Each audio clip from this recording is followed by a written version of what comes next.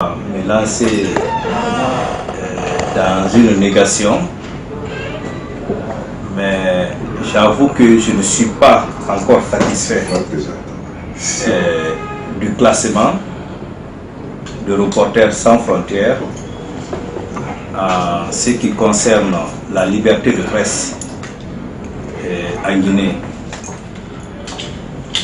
Il y a 2 ans, je réagissais très mal. J'ai même fait une tribune par rapport, non pas au classement de la Guinée, parce que je disais que ça revenait au gouvernement de s'occuper de ça, mais plutôt l'argumentaire développé par le Reporters sans frontières pour nous classer, pour nous donner ce classement. À la lecture des éléments, des arguments invoqués dans le rapport, je me suis rendu compte que ces éléments étaient erronés, étaient anachroniques. Et ça, je le maintiens.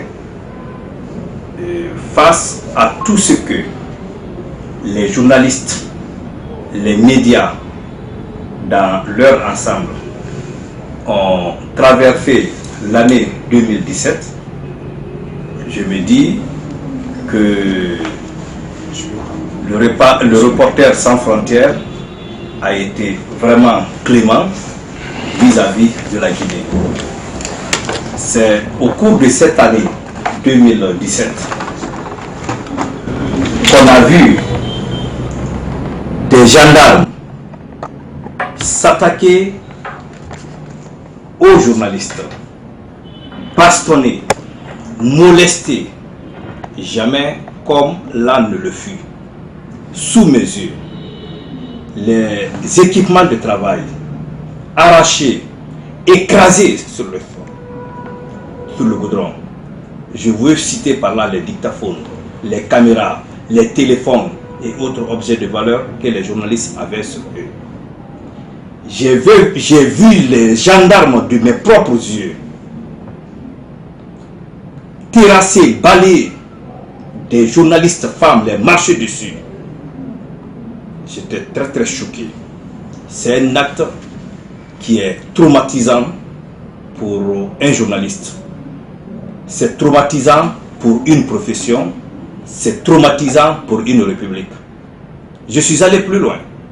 Je me suis posé la question. Est-ce que nous ne vivons pas dans une jungle? Pire, nous portons plainte à la cour d'appel contre ces gendarmes, puisqu'ils sont connus, qui se sont livrés à ces exactions sur des journalistes, dans l'exercice de leur métier. Jusqu'ici, rien n'a été fait, les lignes n'ont pas bougé. Pas plus qu'hier, j'interpellais le procureur, M. Mounjour Chérif, sur cette question, qui m'a fait savoir qu'il avait déjà écrit à notre avocat. Dans mon éducation, je ne peux pas dire ici que ce n'est pas vrai. Mais les Toto le comprendra. Ni les journalistes, ni les avocats, nos avocats ne sont au courant de l'existence ou de la rédaction de cette lettre. Okay. Donc, nous avons encore vu des militants d'un parti politique partir s'attaquer, comme ils l'ont fait au cas de Sabari FM, au siège du groupe Adafo Média. Briser tout ce qui était là comme véhicule.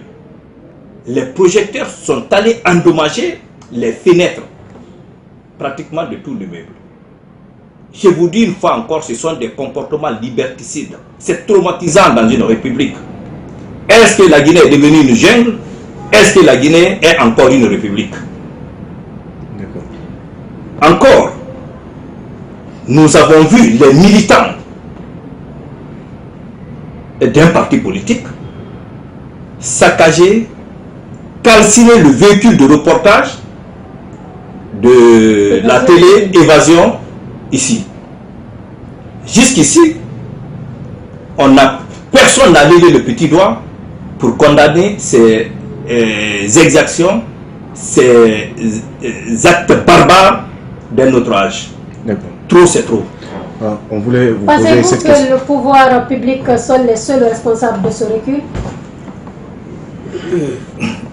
Vous savez, tout se tient dans une république. À la gendarmerie, on nous a fait savoir qu'ils ont reçu des instructions de leur hiérarchie. Et cette hiérarchie également est aujourd'hui commandée par un haut commandement de la gendarmerie qui à son tour est commandé par un président de la République. Donc il faut que les uns et les autres prennent leurs responsabilités pour protéger les journalistes. Je dis une fois, je le maintiens, je ne suis pas satisfait du classement que la Guinée a eu cette année. Parce que tout simplement, à la lumière de tout ce que je viens d'évoquer, c'est du jamais vu dans le monde entier. Même si on nous donnait, on nous mettait aujourd'hui à la dernière place, j'allais être très très satisfait. Et j'ai, au niveau de l'Urtelgui, lorsque c'est bon, nous allons dire que c'est bon. Lorsque c'est mauvais aussi, nous allons condamner jusqu'à notre dernière énergie. Je vous dis ce qui s'est passé à la gendarmerie de Matam, ça ne s'est jamais déroulé sur une planète, sur la planète Terre, depuis que le monde est monde. En résumé, M. Samuel Kerfana Cissé, à votre avis, on devrait plutôt être derrière encore plus que le classement qu'on nous attribue aujourd'hui. C'est pourquoi j'ai dit, il y a eu un recul total de la liberté de presse, de la liberté d'exercice de métier de journalisme dans notre pays. Si ce ne sont pas les sources d'information, si ce ne sont pas la rétention de l'information au niveau de l'administration, parce que là-bas c'est devenu aujourd'hui, on dirait qu'on a affaire, c'est un omerta total, hein? Et donc il faut que ces comportements changent. Et dans la loi, quiconque aussi se livre aujourd'hui à une rétention d'information doit être poursuivi. Il revient aussi aux journalistes de traduire devant les tribunaux tout commis de l'État qui refuserait de donner des informations dans le cadre de l'exercice de son métier. Parce qu'il est là pour un temps. Il a remplacé d'autres et ils s'en iront de la même manière. Il a remplacé certains, de la même manière les autres aussi viendront le remplacer ici un jour. Alors, M. Samuel Kerfana Cissé, une autre question. L'avant-dernier rapport de Reporters sans frontières, quand on était venu ici pour vous interviewer, vous n'étiez pas d'accord avec le contenu. Mais avec ce dernier rapport-là, vous êtes vraiment d'accord? Non, je suis en colère. Oui. Pas d'accord, j'ai dit que je suis en colère. Le classement est une chose. Mais ce que nous avons vécu à l'interne en est une autre. Je vous dis que c'est traumatisant pour un journaliste. C'est traumatisant pour une profession. Nous sommes en République après tout. Nous ne sommes pas dans une jungle. Donc quand je dis que je porte des réserves, c'est par rapport à ce que nous avons vécu. À l'Urtelgui, lorsque c'est bon, nous allons dire que c'est bon. D'ailleurs, ce n'est même pas notre travail, parce que vous êtes là pour faire du bien. Oui, ce rapport-là, quand même, est bon. Bon, il est bon, mais avec un recul de combien de points? 3. C'est pas... On ne peut vraiment pas être fier aussi de ça. L'idéal aujourd'hui est que se retrouve parmi les 10 premiers. C'est-à-dire que ce régime avait bien fait avec la dépénalisation des délits de presse, le fait qu'aucun journaliste ne séjournait en prison jusqu'au 31 octobre 2017. Ce régime a fait un recul, mais grave, dans le cadre de la liberté de presse, de la liberté d'exercice de métier de journaliste dans le monde entier. Et ça, c'est traumatisant. D'accord. Peut-on dire aujourd'hui les journalistes et les médias ont été censurés en 2017? Bon, en matière de censure, d'abord, la censure, elle est personnelle. Vous comprenez? Il y a l'autocensure en journalisme. je n'ai jamais vu ou je n'ai pas connaissance, on ne m'a pas dit qu'une quelconque force publique a fait irruption dans une rédaction, dire que vous ne passez pas ça. Donc la censure, elle est propre à une rédaction, elle est propre à un journaliste. À ce niveau, lorsque, ça j'aime souvent le rappeler, la presse guinéenne fondamentalement a deux problèmes. C'est l'indépendance des journalistes et le courage des chefs de rédaction. Lorsqu'un chef de rédaction aspire à un poste ministériel, aspire à être directeur général d'une régie, sera toujours là en train de dire à ses journalistes, voilà ce qu'il faut faire, voilà ce qu'il ne faut pas faire. Et à ce niveau, ce journaliste, non seulement est freiné dans son travail, et dans beaucoup de rédactions, vous avez des journalistes qui peuvent faire 2 mois, 3 mois, 4 mois sans salaire.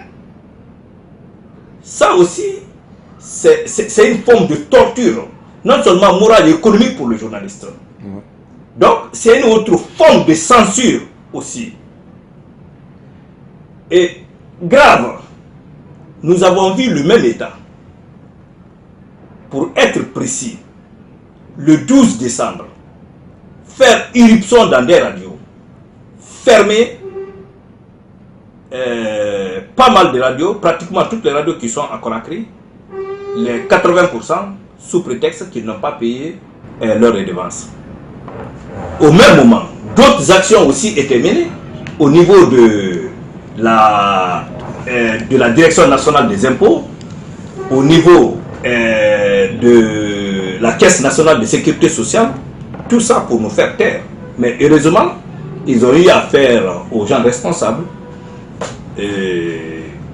À ce niveau, nous avons personnellement entrepris, le bureau exécutif de l'Urtelgui a entrepris des démarches au niveau de la Direction nationale des impôts pour que la Direction nationale des impôts mette à notre disposition des journalistes et des techniciens pour venir nous aider à mettre de l'ordre dans nos comptabilités. Parce que la plupart des radios ont été créées sans modèle économique. Donc, phénomène de mode, les gens se sont jetés dans la création des radios et la conséquence, c'est ce qu'on a vécu. Nous n'avons pas pu payer nos redevances, à part 2, et toutes les radios qui n'avaient pas 2 ans étaient en règle, mais toutes les autres radios qui avaient plus de 3 ans d'existence avaient des problèmes sérieux pour régler les redevances au niveau de l'ARPT. Mais c'est encore joie, beaucoup plus de satisfaction que je vous dis aujourd'hui que cette histoire est dorénavant derrière nous. Les patrons des radios se sont entièrement acquittés de ce qu'ils doivent, en tout cas à Conakry, à l'ARPT. À l'intérieur du pays, j'ai effectué une tournée, j'ai été voir les radios de Kankan, les radios de Mamou, les radios de Kindia. À la lumière de cette visite, je suis intervenu auprès du ministre des Postes et Télécommunications et le directeur national de l'ARPT pour leur dire qu'ils ne peuvent pas aller fermer les radios de l'intérieur. Parce que ce que ces radios font participe à l'éducation de la population et pratiquement ces radios ne gagnent rien à l'intérieur du pays, ils font simplement du service public. Donc à l'heure, nous sommes en train de trouver des voies et moyens pour pouvoir régulariser. Mais nous ne nous sommes pas limités là. Nous avons demandé aux patrons des radios aussi de se mettre en règle, non seulement vis-à-vis de l'État, de l'ARPT, vis-à-vis des impôts, mais aussi et surtout de la Caisse nationale de sécurité sociale, parce qu'un travailleur qui travaille pendant 1 an, 2 ans, 3 ans à sa retraite, 10 ans dans une entreprise, qui n'est pas la Caisse nationale de sécurité sociale, je pense que c'est un véritable problème. Donc, à l'interne, nous sommes conscients, nous en parlons à chaque fois que nous avons des rencontres avec des assemblées générales, nous demandons à nos membres de faire face à leurs obligations juridiques, financières au niveau de l'État. Donc, ces travaux sont en cours Mieux, nous avons mis une pression terrible encore sur la direction nationale, sur l'autorité des postes et télécommunications pour la délivrance des licences et des agréments. Parce que tout était conditionné au paiement de ces montants. Une fois ces montants payés, ils sont dans leur droit et c'est de leur devoir maintenant de livrer, de donner à ces radios et télévisions qui sont à Conakry leur licence, de renouveler leur licence. Ils ne sont pas là aujourd'hui à leur décharge. Et il y a eu un geste de leur part. Tout ce qui était frais de l'homologation qui coûtait 3 500 et quelques 37 000 francs ont été purement et simplement annulés par l'autorité de régulation des postes et télécommunications. Donc des travaux sont en train d'être faits à ce niveau. Okay, merci. Peut-on s'attendre à une amélioration de la position de la Guinée en 2018? Bon, vous savez, lorsque vous avez des apprentis sorciers, vous avez des fonctionnaires tapis dans l'homme, vous ne pouvez pas espérer, sauf peut-être concours de circonstances, à une amélioration de la situation dans les jours à venir.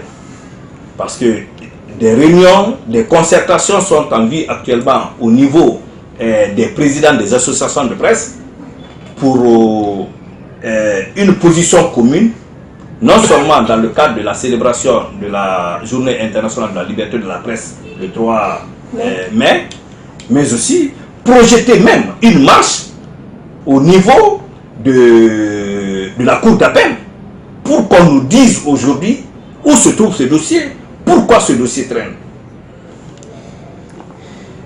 Donc, amélioration, je ne suis pas trop optimiste. Je suis un disciple de Descartes. Je n'admets rien sans preuve. Lorsque je verrai qu'il y a un changement de comportement au niveau des pouvoirs publics, je dirai oh, j'applaudirai. Mais maintenant, je ne suis vraiment pas convaincu. Merci beaucoup. Merci beaucoup. Une convention collective a été rédigée qui doit être peut-être prochainement adoptée. Quel est le niveau d'engagement de l'URTELGUI pour l'adoption de cette convention collective?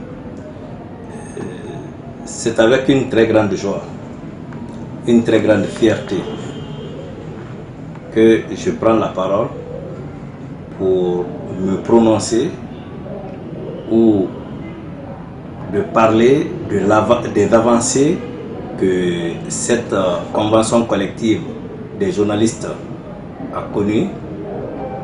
Et les présidents des différentes associations de presse, à la demande du syndicat des journalistes de Guinée, se sont mis ensemble pour faire aboutir, pour faire signer finalement cette convention collective. À date, c'est avec sourire que je vous dis que les travaux sont à 80%. Ils sont sur des annexes. C'est même les locaux de l'URTELGUI qui avaient abrité les premiers travaux qui se sont finalement poursuivis à la Maison de la Presse, vu les différentes grèves qui ont émaillé le pays du mois de février à nos jours. N'eût été ces différents mouvements, n'eût été ces différentes grèves, j'étais convaincu que le 3 mai, nous allons pouvoir enfin signer cette convention. Pourquoi il faut signer cette convention? La convention collective, elle est bonne dans une profession, notamment ce qui est la nôtre, le journalisme.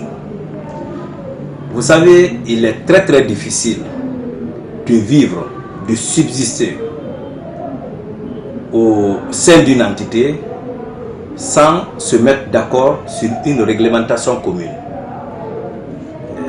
Cette convention collective réglera beaucoup de défaillances qu'on enregistre aujourd'hui au niveau des médias. Parce que vous avez des patrons de presse qui ne payent même pas le SMIC à leurs travailleurs. Vous avez des travailleurs aussi qui font semblant de travailler alors qu'en réalité, ils ne font rien. Je raconte juste une anecdote. J'ai interpellé une journaliste de chez moi est venue me donner au revoir à midi. Elle rentrait à la maison. J'ai dit, tu as fini? Elle dit qu'elle a fini. J'ai dit, mais qu'est-ce que tu as fait de ta journée? Elle me dit non, qu'elle allait faire une rubrique qu'on appelle Si vous étiez. Donc, de 8h, normalement à 18h, pendant 10 heures de travail, cette journaliste n'a travaillé que pendant 30 minutes. Parce que si vous étiez, c'est d'aller poser la question à 2 ou 3 personnes sur un sujet d'actualité. Et tu viens, tu le verses dans l'ordinateur, tu rentres à la maison. Est-ce que ce journaliste qui a un tel comportement peut prétendre à un salaire à la fin du mois? J'ai dit non. Un patron de presse qui fait aussi semblant de payer ses journalistes, est-ce que ce patron aussi peut prétendre à un travail, à un bon travail à la fin du mois? J'ai dit non. Mais tout ça aujourd'hui, la convention collective viendra garantir un certain nombre d'éléments, de choses chez les journalistes, mais aussi mettre les patrons de presse à l'abri de pas mal de comportements auxquels beaucoup de journalistes aujourd'hui se livrent.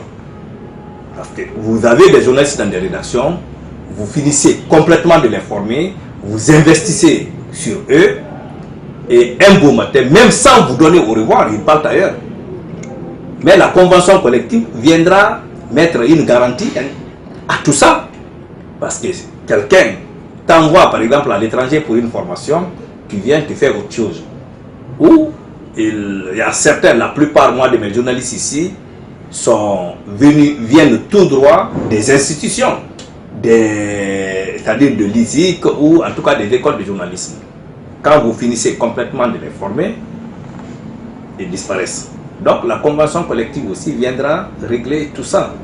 Vous avez aujourd'hui cette histoire de la Caisse nationale de sécurité sociale. C'est une obligation parce que le code du travail est clair là-dessus. Quand vous recrutez quelqu'un aujourd'hui, les heures qui suivent, il faut l'affilier à une caisse nationale à la Caisse nationale de sécurité sociale. Parce que oui, ce travailleur qui fait 1 an, 2 ans, 10 ans au sein d'une entreprise, qui n'a pas une retraite, parce que la retraite, elle n'est jamais dorée, mais qui n'a pas une bonne retraite, qui ne peut pas aspirer à un minimum la fin du mois, après sa retraite, après 10 ans, 15 ans, 20 ans d'exercice ou 25 ans de travail ou 30 ans, je pense qu'il y a un problème à ce niveau. Donc la convention collective, nous réclamons cette convention collective de tous nos voeux pour qu'elle soit enfin signée, pour que notre profession aujourd'hui qui est le journalisme peut lever la tête devant les autres républiques comme Dakar pour dire enfin nous aussi on a notre convention collective à nous. Alors je reprends certainement la question, en peu de mots, oui. Qu'est-ce que vous avez fait concrètement en tant que président de l'URTELGI qui se charge aujourd'hui de tous les médias audiovisuels en République du Guinée pour que cette convention soit d'abord élaborée bien avant de songer à son adoption? Vous savez, je n'aime pas souvent parler de moi, mais laissez-moi vous faire une révélation. Vous m'amenez à faire une révélation. Lors d'une de nos rencontres avec le chargé de communication de l'ambassade de France, on nous a parlé de cette convention. Ce jour, nous avons personnellement, parce qu'avec Kamara Aboubakar, Ndoye Cheikh Sadibou, nous avons personnellement donné le nom de Sidi, parce qu'il venait d'être élu à la tête de syndicat des journalistes de la presse privée, de prendre contact avec Sidi Diallo pour que les syndicats puissent porter le projet. Voilà l'histoire. Voilà comment l'ambassade a eu le numéro de Sidi. Et lorsqu'il y a eu des petites incompréhensions, Sidi nous a écrit, on ne s'entendait pas sur un certain nombre de choses, ils sont encore revenus me voir. J'ai pris mon téléphone, j'ai appelé tous les présidents des associations de presse pour qu'on se retrouve ici, pour qu'enfin dans l'ensemble, que nous mettions sur place une commission. Donc, à l'issue de cette rencontre, parce que c'était la première fois qu'on arrivait à mettre autour d'une table l'ensemble des présidents des associations de presse, bref, les acteurs majeurs de la presse en Guinée, de la presse privée, pour qu'on aille vers cette convention collective. Ce sont des démarches que l'URTELGI a menées. Nos pairs des autres associations nous ont porté une oreille attentive. Pour preuve, les travaux ont commencé ici. Avec la grève qui s'enchaînait, ils étaient obligés de délocaliser pour envoyer à la maison de la presse. Et nous soutenons, l'URTELGI soutient la promulgation, la signature de cette convention. Parce que ça y va dans l'intérêt de tout le monde. Et je n'aime pas parler de moi. J'ai été journaliste, je suis journaliste avant vous. Depuis 1993, j'exerce le métier de journaliste dans ce pays.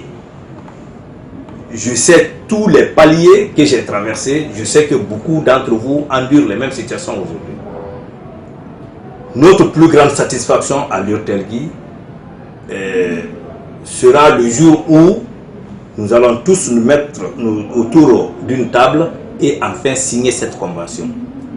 Donc nous tenons à la signature de cette convention, c'est pourquoi nous suivons les travaux. Je dis bien, nous sommes à 80%. Actuellement, ils ne sont que sur les parties annexes de la convention. Aujourd'hui, beaucoup pensent que si cette convention elle est adoptée, beaucoup de médias risquent de fermer. Vous êtes le patron de l'Union des radios et télévisions libres de Guinée. Supposons que vous soyez là encore au moment où cette convention sera adoptée. Est-ce que ça ne va pas vous faire du mal quelque part de voir certaines radios notamment fermées, parce qu'il y en a beaucoup qui ne répondent pas aux normes? Bon, les normes administratives, juridiques, financières, nous sommes en train de nous battre pour nous mettre à jour. Pour preuve, le plus difficile est déjà fait. C'était le paiement des redevances à l'ARPT.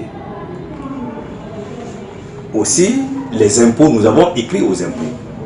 Nous avons pris contact avec la Caisse nationale de sécurité sociale pour nous régulariser. Parce que ce sont ces trois aspects qui peuvent aujourd'hui fermer les radios. C'est que j'ai beaucoup plus peur pour beaucoup de journalistes qui risquent de perdre leur travail. J'ai peur parce que nous, pour recruter quelqu'un, nous allons parler de formation, nous allons parler de diplôme. Pourquoi aujourd'hui beaucoup n'ont pas encore la carte de presse de la HAC? C'est parce que beaucoup de journalistes ne remplissent pas les conditions. Beaucoup de journalistes trichent et travaillent pour plusieurs rédactions. Tout cela va cesser. Donc, le problème, non seulement le poids, c'est sur les patrons de presse, mais aussi sur les journalistes. Parce qu'on a l'impression que, une fois cette convention signée, on va prendre le couteau, venir égorger les patrons de presse. Mais ce n'est pas du tout un plaisir de voir un média fermé. Quand on ferme un média, surtout une radio, minimum il y a 15 personnes qui vont aller au chômage. Et parmi ces 15 personnes, je sais que parmi ces 15 personnes, il n'y a que 3 qui peuvent rapidement trouver un travail. Et qu'est-ce que vous allez faire des 12 autres? Ils seront au chômage. Donc il faut que du côté des journalistes, représentés par les syndicats comment on appelle ça, de la presse privée, du côté des patrons, nous puissions couper la poire en deux, et ce qui est bon pour notre République, pour notre profession, pour que nous puissions avancer. Mais la contrainte, c'est de tous les côtés. C'est bon. Merci. Vous êtes satisfait? Oui. J'ai mal dans ma peau. Tout bon Guinéen souhaiterait voir son pays avancer. Mais je dis aussi que Reporters sans frontières a été clément. Vous et moi, vous êtes d'accord avec moi que ce qui s'est passé en Guinée à Éco 3 de Matam le 31 octobre 2017, c'était du jamais vu dans le monde entier. Il y a une horde de gendarmes qui s'est jetée sur des journalistes, terrassés, battus, molestés, jamais comme l'âme ne le fut. C'est une première. Encore, j'ai vu de mes yeux, sous mes barbes, des gendarmes terrasser des journalistes, y compris des femmes, les marcher dessus. En bonne et due forme, l'ensemble des associations de presse se lèvent, portent plainte contre les acteurs de ces comportements liberticides, ces comportements d'un outrage. Et je ne sais pas si nous sommes le 24 aujourd'hui ou le 25, jusqu'ici, personne n'a levé le petit doigt pour condamner ces exactions. Nous avons entendu le président de la République à Paris et ici dire qu'il condamne. Mais est-ce que des sanctions ont été prises à l'encontre de ceux qui se sont livrés à des comportements qui tranchent avec des mœurs? Non. Pas plus qu'hier, j'ai interpellé le procureur au Novotel Mondiaux qui m'a fait savoir que, en tout cas, ils ont écrit à notre avocat et que il ne sait pas la plainte se trouve à quel niveau. C'est trop facile. Mais puisque dans mon éducation on ne dit pas à son grand frère ce que vous avez dit n'est pas vrai, j'essaye jusqu'à maintenant rentrer en contact avec mon avocat et pour savoir finalement est-ce que ces gens-là nous ont écrit ou pas. De toutes les façons, quand vous écrivez, il y a des traces, il y a des accusés de réception. Donc nous attendons ces accusés de réception. Ça, c'est un premier aspect. Le second aspect, vous avez vu des militants d'un parti politique qui va aller s'en prendre aux installations du groupe Adafo, caillasser les vitres des véhicules qui se trouvaient stationnés ce jour à l'espace et envoyer des projectiles jusqu'au 3e niveau ou 4e niveau de l'immeuble, tout brisé. En réalité, est-ce que nous sommes en République ou nous sommes sur la planète Mars ou nous vivons dans une jungle? Une dizaine de minutes après, le même jour, j'apprends que les militants d'un parti politique sont allés s'attaquer de manière spectaculaire le véhicule du groupe Évasion, le véhicule de reportage, et brûler, mettre le feu. Même une on n'a pas pu sauver dedans. Nous sommes dans une république. Donc, la liberté de presse, la liberté d'exercice du métier de journaliste a totalement régressé à partir du 31 octobre 2017 en République de Guinée. Voilà. Et maintenant, quelles conséquences pourrait avoir ce recul? Quelles conséquences pourrait avoir ce rapport sur l'image de la Guinée au plan international? Bon, je vous dis, et moi, je n'attends pas sur le plan international. Le travail d'abord doit être fait à la maison. J'invite aujourd'hui à ce micro tous les promoteurs de radio, tous les directeurs de publication des journaux ou des sites internet à une synergie d'action pour que plus jamais de tels comportements ne se répètent dans notre pays. On n'a pas besoin. Moi, j'ai l'international là, tout ce qui se passe là, moi, franchement, c'est pas mon problème. Les actes posés sont des menaces. Et journalistes que nous sommes, j'aime souvent le rappeler, nous sommes là pour y faire face. Il n'y a pas ce qu'on n'a pas vécu dans ce pays. Des gens sont partis en prison. Le premier d'ailleurs c'était Diallo Suleiman, le 28 septembre 1995. Ensuite en novembre 1996. Et donc aujourd'hui, il exerce toujours son métier de journaliste. Je demande à l'ensemble des acteurs de cette profession de faire leur travail en toute indépendance, en toute liberté. Merci, Monsieur le Président. Merci beaucoup.